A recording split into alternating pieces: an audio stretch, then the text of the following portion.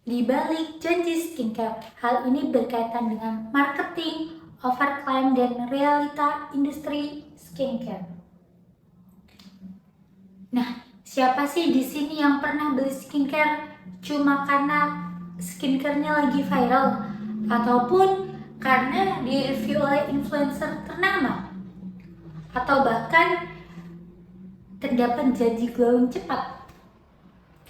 Nah, beberapa orang setelah mencoba produk tersebut ternyata merasa hasilnya biasa saja dan gak se-impactful yang dikatakan sebelumnya. Saya pernah di posisi ini, di mana saya yakin bahwa apabila skincare yang kita beli itu semakin mahal, maka kualitasnya juga semakin baik pula, sehingga kerjanya juga cepat.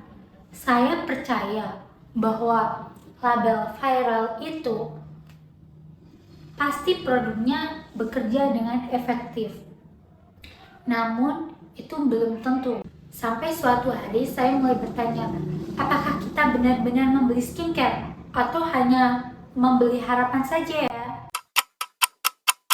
Dan dari pertanyaan tersebut, maka saya menyadari bahwa industri skincare bukan hanya menjual sebuah produk, akan tetapi menjual sebuah cerita, ekspektasi, bahkan janji yang indah. Sebelum membahas lebih jauh lagi terkait di balik janji skincare, maka perkenalkan, saya Desi Oliviana Raifa dengan NIM 210701231359 dari kelas M. Hari ini saya ingin mengajak teman-teman untuk melihat skincare dari sudut pandang yang berbeda. Bukan hanya sekedar sebagai pengguna saja, akan tetapi sebagai konsumen yang paham atau mengetahui bagaimana industri skincare itu bekerja. Beberapa tahun terakhir, skincare berkembang sangat cepat. Saat ini, skincare bukan sekedar perawatan saja, akan tetapi sudah menjadi lifestyle dan self-image, di mana ini dipengaruhi juga oleh media sosial yang berkembang sangat cepat. Dalam setiap minggunya terdapat produk yang baru, setiap harinya terdapat review baru, dan setiap kita scroll pasti ada rekomendasi baru.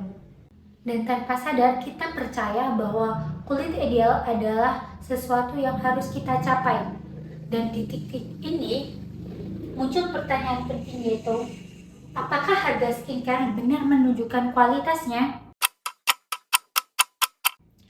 Ketika kita membeli skincare seharga 300.000 ataupun 500.000, itu apakah benar semua harga tersebut hanya untuk formulanya saja? Jawabannya tentu tidak. Di mana dalam industri kosmetik, biaya bahan produk itu terdiri dari beberapa hal, yaitu terdapat formula, packaging, branding, untuk membayar influencer, serta positioning brand. Dan yang lebih menariknya lagi, biaya marketing jauh lebih besar dibandingkan biaya bahan produksi. Artinya apa sih? Artinya HPP dengan harga relatif kecil dapat dijual dengan harga yang sangat tinggi. Di dalam dunia skincare, ini bukan penipuan, tapi ini strategi bisnis. Oke, sekarang kita masuk ke bagian formula, di mana sebenarnya efektivitas skincare itu ditentukan oleh bahan aktifnya atau formulanya. Sebagai contoh, niacinamide yang digunakan untuk memperbaiki skin barrier, retinol yang digunakan untuk meregenerasi kulit, salicylic acid yang digunakan untuk jerawat, dan hyaluronic acid untuk menghidrasi kulit. Bahan aktif ini tidak eksklusif dijual oleh brand mahal saja, akan tetapi laboratorium berbeda bisa menghasilkan produk dengan bahan aktif yang telah saya contohkan tadi. Yang artinya apa? Produk seharga puluhan ribu dengan harga ratusan ribu bisa saja memiliki formula yang identik. Namun sebagai konsumen, kita jarang membaca ingredient list di dalam sebuah produk.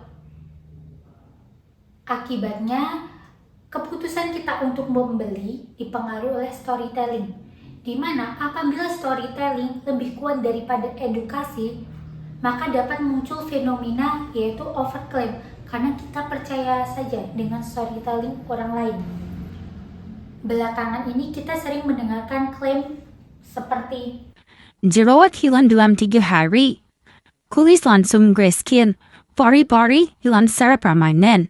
Atau putih instan sejak pemakaian pertama. Kedengarannya meyakinkan ya. Tapi secara biologis, kulit manusia tidak bisa bekerja secepat itu. Di mana faktanya, siklus regenerasi kulit yaitu kurang lebih dalam 28 hari. Artinya, perubahan yang nyata itu membutuhkan waktu. Banyak hasil instan yang sebenarnya cuma efek sementara, seperti hidrasi sesaat atau lapisan silikon yang membuat kulit kita terasa halus. Tapi itu hanya sementara. Masalah overclaim ini bukan hanya soal marketing. Masalahnya adalah konsumen yang memiliki ekspektasi tapi tidak sesuai realitas atau tidak memenuhi realitas. Di mana apabila produk tersebut tidak menghasilkan efek secara instan, yang disalahkan bukan klaimnya, akan tetapi kulit kita sendiri merasa produk ini tidak cocok di kulit kita. Dan tanpa sadar, kita terus membeli produk baru yang berharap hasilnya akan berbeda dan lebih efektif. Inilah siklus konsumsi yang terus berulang, dan ini tidak baik. Mari kita tarik isu menjadi lebih dekat, di mana mahasiswa ataupun pelajar merupakan sekelompok orang yang terpapar tren digital, di mana setiap mereka scroll, mereka melihat orang-orang dengan kulit yang halus, glowing, dan lain sebagainya. Dan mereka ingin menyamainya, akan tetapi itu tidak bakal instan ataupun membutuhkan waktu. Dan dampaknya mereka ingin cepat glow up, sehingga nanti muncullah rasa insecure, kemudian ekspektasi tidak realitas, dan konsumsi berulang. Padahal skincare itu tujuannya untuk kesehatan kulit, bukan untuk perlombaan standar kecantikan. Ketika overclaim bertemu dengan marketing yang agresif, maka konsumen akan mencari kesempurnaan di dalam produk tersebut. Dan di titik ini, skincare berubah yang awalnya untuk kebutuhan atau untuk kesehatan kulit, berubah menjadi tekanan standar kecantikan. Kemudian lanjut, kenapa sih kita tetap membelinya?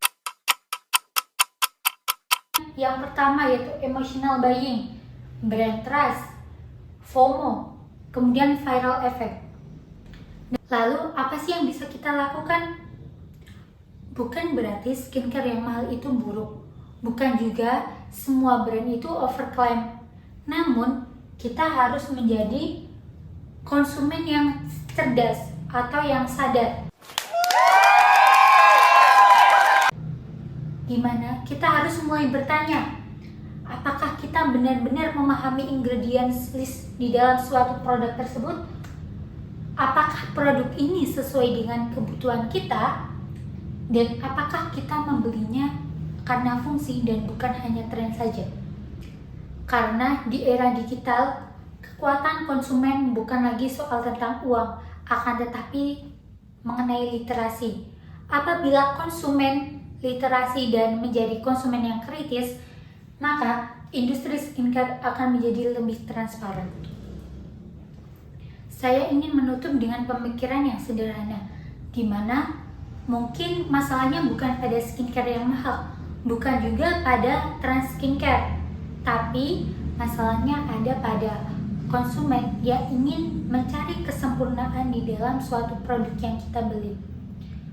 Kulit sehat bukan tentang mengikuti semua tren skincare yang ada, akan tetapi bagaimana memahami kebutuhan dari kulit kita sendiri. Dan lain kali, kalau ada skincare viral, maka jangan tanya apakah ini sedang tren dan di-approve oleh influencer ternama. Tapi tanyakan, apakah ini benar-benar yang kita butuhkan? Sekian pemaparan dari saya. Apabila ada salah kata, saya mohon maaf. Wassalamualaikum warahmatullahi wabarakatuh.